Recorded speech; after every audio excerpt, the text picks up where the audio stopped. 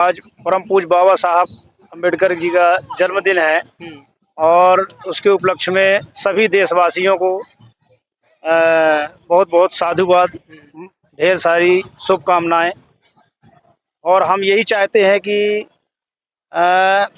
बाबा साहब के विचारों पर समाज को चलना चाहिए और शिक्षित होकर, संगठित होकर और देश के विकास के लिए कार्य करना चाहिए। यही हमारी। अच्छा सर, मैं वैसे कि जातिवाद मैं भी नहीं मानता। जैसे समाज में कुछ लोग कहते हैं, गर्व से कहता हूँ कि मैं चमार हूँ, है ना। लेकिन यही जब कोई दूसरा कह देता है तो उसके ऊपर ST/SC एक्ट लगा दिया जाता है। कहाँ तक ये बात सही है? क्योंकि अपनी जाति का तो सभी को गर्व होना चाहिए। देखिए, हमारा जो भारत देश का संविधान है, तो संविधान जो है तो सबको समता, स्वतंत्रता, बंधुत्व और न्याय की बात करता है। तो किसी को एक जाति विशेष के शब्दों से नहीं बोलना चाहिए। सबको बाबा साहब ने एक धागे में पिरोया ST/SC ST वर्ग दिया है ना। जाति अपमानित शब्दों से नहीं बोलना चाहिए, असंवैधानिक है। नहीं, क्या आपको ऐसा नहीं लगता जब अम्बेडकर साहब ने संविधान बनाया था तो ST है, जैसे मंदिर में मैं जाता हूँ, मुझसे कभी आधार कार्ड लेकर ये नहीं पूछा गया कि तुम OBC से हो कि ST/SC से। लेकिन जैसे मैं 10वीं पढ़ने जाता हूँ तो वहां पर जाति प्रमाण पत्र पूछा जाता है। तो क्या भीम साहब को उस समय ऐसा नहीं करना था कि ST/SC एक्ट वाला सिस्टम ही खत्म कर देते, जातिवाद पूरा समाप्त ही कर देते? देखिए क्या है, ये विषय बड़ा कठिन है और इसको समझने के लिए कुछ किताबों का अध्ययन करना पड़ेगा। बाबा साहब अम्बेडकर ने SC ST और OBC वर्ग कैटेगरी क्यों रखा? इसलिए रखा कि ये हमारे भारत देश में 6,743 जातियां बनी हुई है उस समय। ठीक, ये मनुस्मृति के विधान पे। नहीं, मनुस्मृति में कहा गया है, जन्मना जायते शूद्र संस्काराद द्विजुच्यते। जन्म से प्रत्येक व्यक्ति शूद्र होता, संस्कारों से द्विज हो जाता है। 4 वर्ण है, ब्राह्मण, क्षत्रिय, शूद्र और वैश्य। और ये जन्म के आधार पे नहीं है, कर्म के आधार पे है। जी, ये मनुस्मृति कहती है, लेकिन भारत का संविधान कहता है कि मानव मानव एक समान है। समानता, स्वतंत्रता और बंधुत्व की बात भारत का संविधान करता है। और बुद्ध ने यही कहा है कि इस संसार में सभी प्राणी यानी सभी मनुष्य एक समान है, कोई छोटा नहीं है, कोई बड़ा नहीं है, कोई ऊंचा नहीं है, कोई नीचा नहीं है। ये संवैधानिक है। तो जो बात चल रही थी कि बाबा साहब ने जातिवाद को, बाबा साहब ने SC ST इसलिए कैटेगरी में रखा।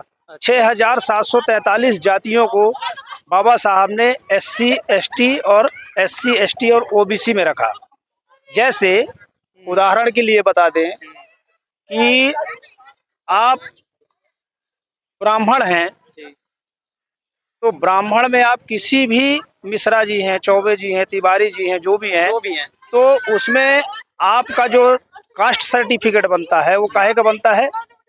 ब्राह्मण का बनता है, वर्ण का नहीं बनता, जाति का बनता है। जाति का बनता है। वर्ण बता रहा हूँ, वर्ण जो है व्री धातु से बना, विवर्णात्, जिसको चुना जाए। जैसे मान लीजिए 4 लोग फॉर्म भरते हैं ना, तो जो कलेक्टर लेवल के जितने भी पोस्ट है बड़ी बड़ी, वो सब ब्राह्मण में आते हैं अगर मनुस्मृति के हिसाब से देखा जाए तो ये कौन कहता है? ये मनुस्मृति कहती है। जाति, जो आपने जाति की बात करी, जाति की नहीं कही, वर्ण की। जाति शब्द ही नहीं है, वर्ण। तो वर्ण व्यवस्था को बाबा साहब ने कैसा किया? सामान्य वर्ग के लोगों को, जैसे ब्राह्मण है तो ब्राह्मणों में सबका कास्ट सर्टिफिकेट बनता है, तो कैसे बनता है? फॉर्मूला से बनता है। तिवारी जी का नहीं बनता है, मिश्रा जी का नहीं बनता है, गर्ग जी का नहीं बनता, पाठक जी का नहीं बनता है। अच्छा, ये बनता है क्या? ये मुझे जानकारी पता नहीं, सिर्फ जानकारी। ये बनता है ब्राह्मण का। जैसे छत्री का हो गया, तो छत्री में कौन कौन सी जातियां आती हैं, लेकिन उनका सर्टिफिकेट काहे से बनता है? क्षत्रिय लिखा रहता है, कास्ट सर्टिफिकेट में क्षत्रिय बनता है। और OBC में जैसे बनता है, तो अब OBC कौन है? ब्राह्मण, क्षत्रिय, वैश्य। जो व्यापारी वर्ग है जो हमारे देश में, जैसे अग्रवाल हो गए, गुप्ता हो गए, तो इनका जो सर्टिफिकेट बनता है, कास्ट सर्टिफिकेट, वो कैसा बनता है कि जाति नहीं होती उसमें कि अग्रवाल जी हैं, गुप्ता जी हैं। अच्छा, एक बात बताइए, मैंने कई जैसे कथा होती है तो मैं वहां जाता हूँ, आप मेरे वीडियो देखेंगे यदि, और मैं उनसे ये कहता हूँ कि क्या हिंदू भाई भाई हैं, तो वो गर्व से कहते हैं हम हिंदू भाई भाई हैं। तो मैंने कहा कि यदि कोई ST SC एक्ट वाला या OBC वाला लड़का अगर शास्त्र को पढ़ के ब्राह्मण बन जाए तो क्या आप उसे अपने घर में हवन के लिए बुलाओगे?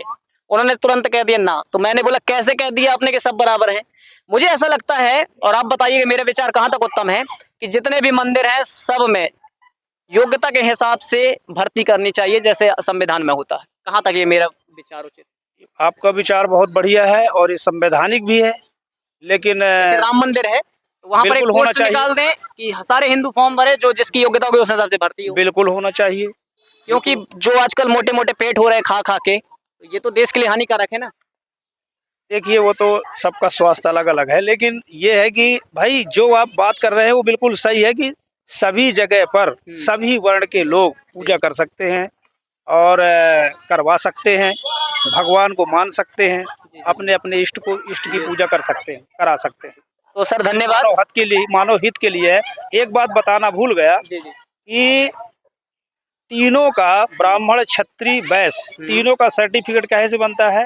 वर्ण के आधार पे बनता है। अच्छा। लेकिन OBC से लेके शूद्र आ गया तो शूद्रों में 6,743 जातियां होती है और 6,743 जातियों में चमार का सर्टिफिकेट, कास्ट सर्टिफिकेट में चमार होता है। अच्छा। काछी के सर्टिफिकेट में काछी लेकिन सर होता है। मेरा भी बना है OBC का, ऐसा कहीं नहीं है कि वैश्य नहीं लिखा उसमें। आपका OBC लिखा है? हाँ OBC लिखा है। आप कौन से उसमें आते हैं? साहू। साहू जी आते हैं। साहू नहीं लिखा उसमें, तेली लिखा है। तेली लिखा है। तो तेली और साहू में क्या फर्क हो गया? एक ही है। एक ही है ना। बस ये है कि इसीलिए वो प्राचीन नाम है और ये अभी समाज के से प्रचलन में आ गया है। यही चीज है। तेली के में तेली लिखा है, काछी के में काछी लिखा है, पटेल के में कुर्मी लिखा है ये ना? जो आप ब्राह्मण वाली बताए ना उसको मैं जानकारी लूंगा, जैसे आपने बताया कि बिल्कुल, आपको किताब पढ़ना पढ़ेगा। आइए।